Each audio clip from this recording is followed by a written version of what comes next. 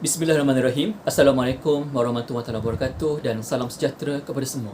Baiklah, pada hari ini kami akan melakukan sebuah pembentangan hasil daripada kajian yang telah dilakukan pada sebelum ini, iaitu aktiviti seharian masyarakat Melayu dalam kehidupan seharian. Baiklah, sebelum kita meneruskan pembentangan kita dengan lebih mendalam pada hari ini, eloklah kita berkenalan dahulu dengan para pembentang.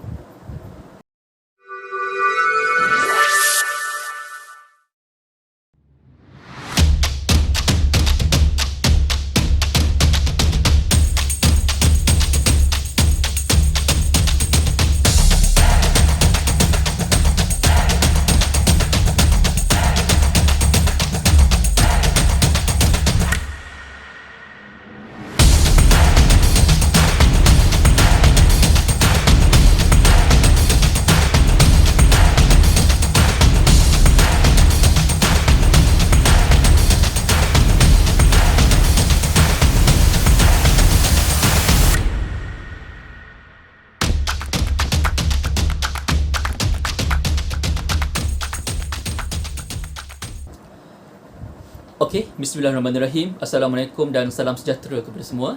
Jadi saya Syakir Zuhairi bermangsur, UDU 102654 daripada Ijazah Sarjana Muda Pengajian Melayu tahun 1. Baiklah, jadi pada hari ini saya ditugaskan untuk menerangkan secara ringkas mengenai pengenalan kepada kajian ini. Baiklah, jadi seperti yang kita fahami bahawa institusi keluarga ini merupakan antara institusi yang paling penting dalam kehidupan. Dan institusi keluarga ini juga merupakan antara institusi yang paling penting dalam sesebuah peradaban manusia. Ya, seperti yang kita ketahui secara umum, apabila kita nilai seorang akhlak itu, kebiasaannya kita akan menilai daripada segi keluarganya tersebut. Kadang-kadang ada yang menyalahkan ibu bapanya atas sebab akhlak anaknya yang buruk. Jadi di dalam definisi Kamus Dewan edisi keempat, definisinya mengatakan bahawa keluarga bermaksud sebagai satu kaum sanak saudara, kaum kerabat yang mempunyai pertalian darah antara satu sama lain. Jadi seperti yang kita fahami ni juga, dalam institusi keluarga tersebut, institusi keluarga ini merupakan antara institusi yang paling penting dalam Islam. Seperti yang kita ketahui, untuk mengelakkan, untuk mengekalkan satu pertalian nasab, satu pertalian darah yang sah di sisi Islam, kita perlulah berkahwin untuk membentuk sebuah keluarga. Tanpa berkahwin, itu akan menjadi satu nasab yang tidak sah dalam Islam. Jadi baiklah, jadi pada hari ini kajian kami akan melakukan dengan cara akan menerangkan apakah aktiviti-aktiviti yang telah dilakukan oleh sesebuah keluarga yang telah kami pilih, yang akan diterangkan oleh rakan-rakan saya. Okey, baiklah. Sekian, terima kasih.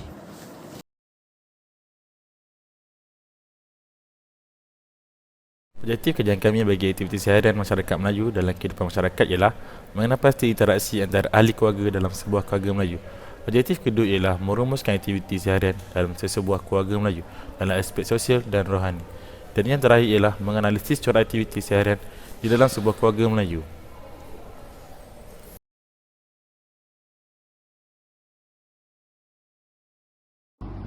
Batasan kajian. Aktiviti seharian masyarakat Melayu dalam kehidupan seharian. Pengkaji hanya menganalisis aktiviti seharian yang dilakukan dalam sebuah keluarga berbangsa Melayu sahaja. Nama, alamat serta wajah responden pengkaji dirahsiakan kerana terdapat beberapa hal pribadi keluarga tersebut yang perlu menjadi rahsia.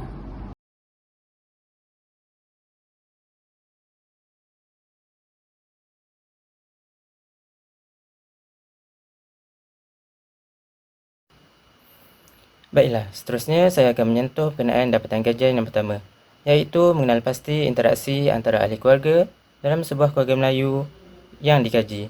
Jadual yang dinyatakan di dalam paparan ini merupakan interaksi dan aktiviti seharian yang dijalankan oleh keluarga yang dikaji.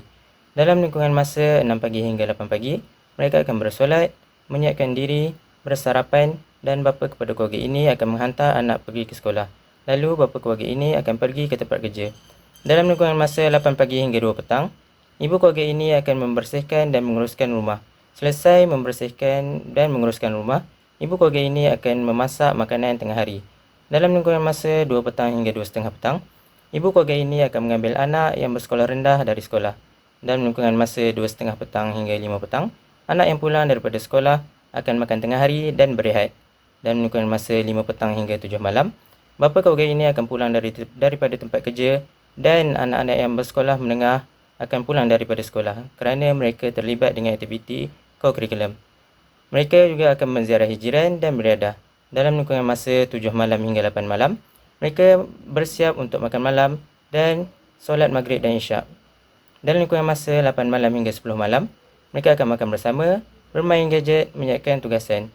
Dalam lingkungan masa 10 malam hingga 12 malam, anak keluarga ini akan pergi melepak dan akhirnya dia akan tidur.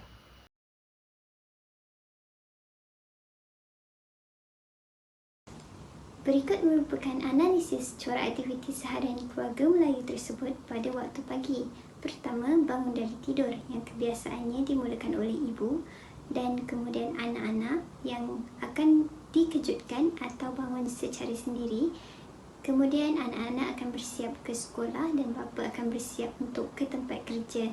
Disebabkan sebilangan anak-anak mereka ada yang susah untuk bangun, mereka terlepas solat subuh dan tidak melaksanakannya, dan menyebabkan mereka ke sekolah lewat dan bergegas ke sekolah dengan keadaan yang tidak terurus. Ibu kepada keluarga ini menyediakan sarapan dan bekal makanan kepada anak-anaknya untuk waktu rehat.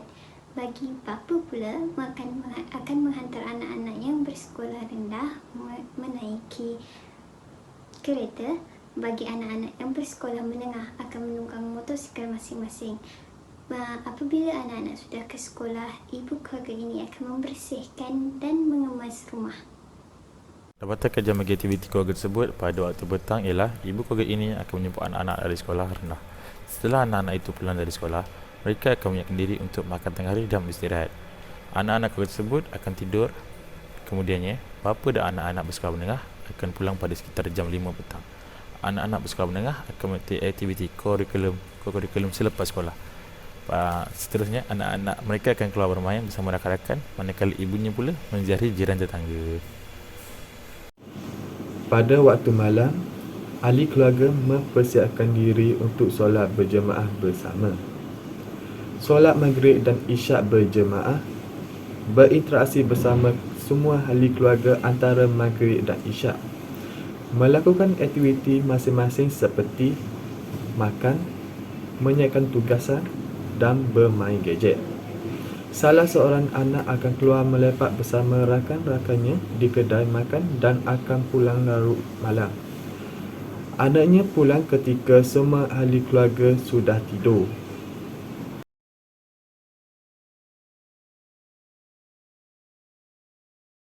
Baiklah, saya akan teruskan pembentakan kita pada hari ini dengan dapatan yang ketiga, iaitu merumuskan aktiviti seharian di dalam sebuah keluarga Melayu dari aspek sosial dan rohani. Secara rumusnya, aktiviti harian yang dijalankan oleh keluarga yang dikaji terbahagi kepada 3, iaitu pada waktu pagi, petang dan malam. Hasil kajian mendapati sebilangan ahli keluarga ini kebiasaannya tidak menunaikan solat 5 waktu dengan sempurna. Lagi pula, hanya solat maghrib dan isyak sahaja mereka akan solat secara berjemaah. Berdasarkan hasil temubual dengan ahli keluarga yang dikaji, iaitu anak-anak mereka, memaklumkan bahawa ibu bapa mereka tidak mengajar atau mendidik mereka secara lebih mendalam mengenai ajaran Islam yang sebenar. Mereka hanya dididik mengenai agama hanya melalui pendidikan di sekolah. Menurut hadis riwayat Bukhari dan Muslim, solat berjemaah itu lebih afdal daripada solat bersendirian dengan 27 kali darjat. Menurut Islam juga, ibadah solat merupakan kewajipan sebagai umat Islam. Menurut Al-Syekh Izzuddin Abdul Salam, lafaz perintah ini di sini ditujukan kepada ibu bapa.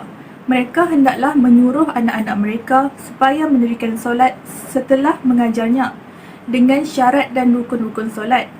Sama ada ibu bapa itu sendiri mengajarnya atau dengan mengupah orang lain untuk mengajarnya. Seterusnya, hasil kajian mendapati kebiasaan keluarga ini makan secara berasingan. Hal ini juga berlaku berpunca daripada kesibukan setiap ahli keluarga dalam melakukan aktiviti harian masing-masing. Hal ini mengakibatkan hubungan kekeluargaan menjadi renggang kerana kurangnya komunikasi di antara satu sama lain. Menurut Rasulullah SAW, berjemaahlah dalam menyantap hidanganmu dan sebut nama Allah padanya. Nescaya akan mengandungi berkat bagimu. Pada zaman dahulu, masyarakat Melayu lebih menekankan adab dan sopan santun ketika makan. Mereka akan makan dan masak bersama ahli keluarga. Perkara ini sewajarnya dijadikan contoh oleh masyarakat Melayu pada hari ini agar dapat mengeratkan hubungan silaturahim antara ahli keluarga. Seterusnya, saya serahkan pembentangan ini kepada saudari Nik Norfadilah. Selain itu, tanggungjawab ibu dan bapa. Menurut Hurairah, Tabrani dan Baihaqi, mencari rezeki yang halal adalah wajib sesudah menunaikan yang fardu. Dalam surah Al-Baqarah ayat 168 ada menyatakan bahawa, hai sekalian manusia, makanlah yang halal lagi baik dari apa yang terdapat di bumi. Dan janganlah kamu mengikuti langkah-langkah syaitan kerana sesungguhnya syaitan itu adalah musuh yang nyata bagimu. Nabi SAW juga ada mengatakan, seorang isteri adalah pemimpin di rumah suaminya dan dia bertanggungjawab atas kepimpinannya. Di samping itu, anak-anak juga dihantar ke sekolah tetapi gagal untuk menyiapkan tugasan. Rasulullah SAW bersabda dalam satu hadis, menuntut ilmu itu wajib atas setiap Muslim. Dan menurut salah satu pendakwah juga mengatakan malas atau al-kasal merupakan salah satu daripada penyakit gangguan syaitan. Bahkan Nabi Muhammad SAW juga menyuruh kita menghindarkan diri daripada penyakit tersebut. Selanjutnya, aktiviti ziarah menziarahi. Sabda Rasulullah SAW, barang siapa yang meninjau orang sakit atau berziarah kerana Allah, maka syurgalah tempat kamu kelak. Di samping itu, beriadah menjadikan kita kuat dan sihat.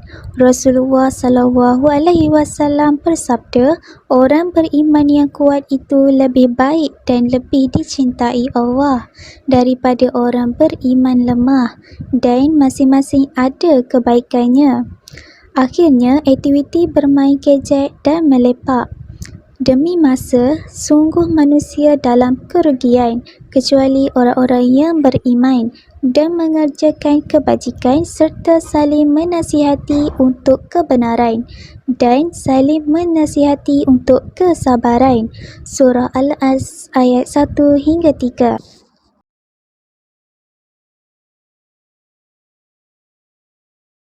Kesimpulannya, sebagai seorang Muslim, kita seharusnya menerapkan nilai-nilai ini dalam kehidupan seharian.